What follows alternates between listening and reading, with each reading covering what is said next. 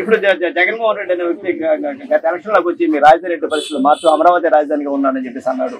అని దాదాపుగా మంగళగిరి యొక్క ప్రజల్ని అదే రాష్ట్రం చాలా వరకు నమ్మించి మోసం చేశాడు ఆయన. అది ప్రజల మనసులో ఉందంటారా? నమ్మించి మోసం చేయడం అంటే అది మామూలుగా కొంతమంది అప్పు చెప్తే ఎవరికి అందరికి మంచి చేయలేదు అది కూడా పర్వాలేదు. కానీ ఎప్పుడు ఒకటి గెలుపుడు మా ప్రభుత్వం మారుతుంటే వాళ్ళు కూడా కొద్దిగా బుద్ధి ఎక్కుతుంది. అన్నగారు ఇప్పుడు ఇక్కడ మంగళగిరి నియోజకవర్గంలో లోకేష్ బాబు గెలుస్తాడా?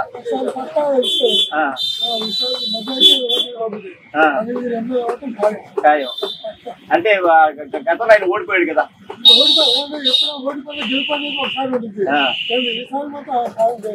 కానీ గత 5 సంవత్సరాల నుంచి మీకు ప్రజలకి అందుబాటులో ఉన్నాడు ఆయన. చూద్దాం, మనమే ఆశించలేదు.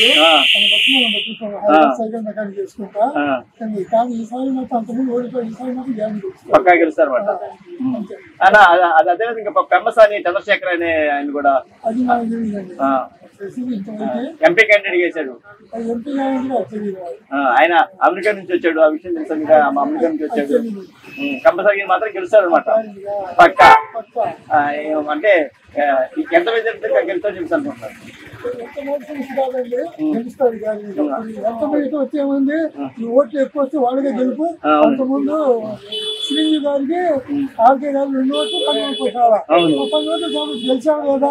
మరి ఇది అంతే, ఎక్కువ వస్తే వాళ్ళే గెలిచేట్టుగా బాగా మాట్లాడు.